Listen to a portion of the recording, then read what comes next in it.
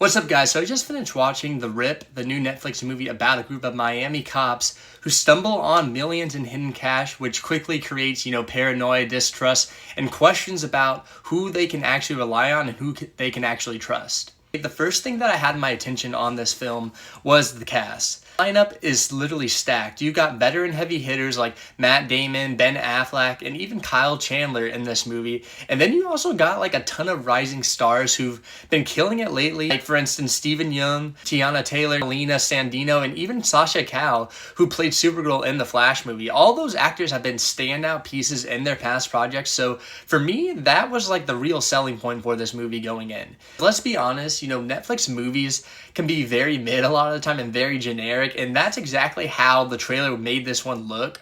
Just another like basic crime thriller, and Netflix barely promoted it at all, which is wild because they'll dump marketing budgets into stuff like The Electric State and then like just quietly drop, movies that actually have potential like this one. Honestly, this movie surprised me a lot. There's way more meat on the bones than you expect it to have. The cast delivers, and even though, a few actors could have been used more, I think the story is way more intense and way more suspensefully driven than the trailer sells it as. From the very first act, you don't even know who to trust, who's actually the good guy, who is the bad guy, or even if there is one. And they don't really answer, that mystery until the final quarter of the film.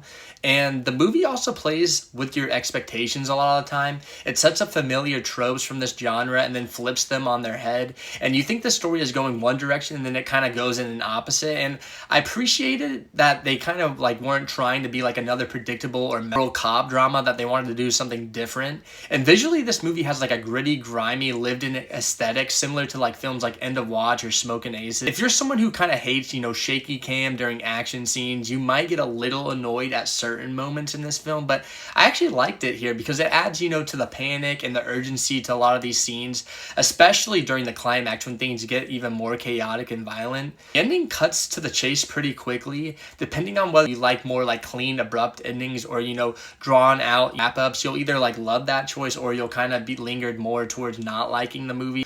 Overall, though, I had a really good time with it. It overachieved my expectations for sure, especially for Netflix, so I'm giving it a solid 8.5 out of 10. Hopefully this means that Netflix is starting to choose better projects, not just pump out, cash grab content. But they also seriously need to start promoting these kinds of movies, especially if they're not even going to give them a chance for like theatrical releases.